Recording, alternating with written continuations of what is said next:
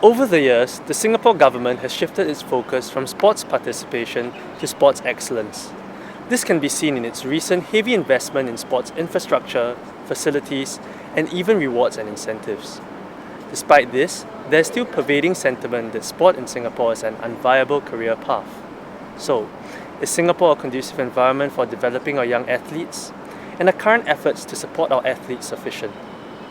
Jordan Chan is a member of the Singapore Under-19 football team. Having been a part of the national youth system for the past 6 years, he is now aspiring to turn professional in the next year. I think I'm very blessed to be part of this system so far because I've had many opportunities, especially to play in international competitions. It's not easy to pursue football in Singapore because, as we all know, that Singapore emphasizes a lot on academic excellence.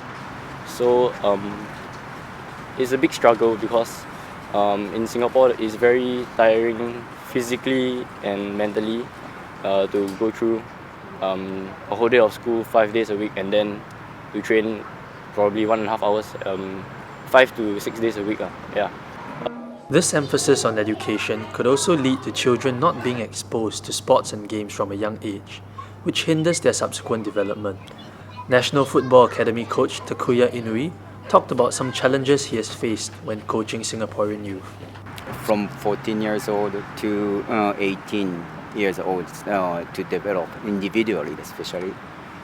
But still a lot of space to work on it or improving, especially this under category, I mean as under 14. So there's a little bit motoric, the ability is not well trained. I mean as not playing often outside, not jumping and not rolling around. Why is Coach Takuya facing these problems? Is it because sports is not seen as important in Singapore? So there's a strong resistance, in Singapore. There's like families would emphasize on for children to work hard on their studies. Like you have this kiasu idea, like you have to be be aware of the competition and not to lose out. So I think you have to make a balance, and this change that you're asking, it's actually happening now, right? Like with Joseph's schooling, and then the other swimmer got deferment for NS. So I think deferment for NS is very important for top athletes because 2 years it would take away time from their prime. Yeah, so change is happening, and you can see at the institutional level the government is recognizing they're going also towards this direction. So it can be seen that some improvements are already being made and that there's a need to balance sport and education.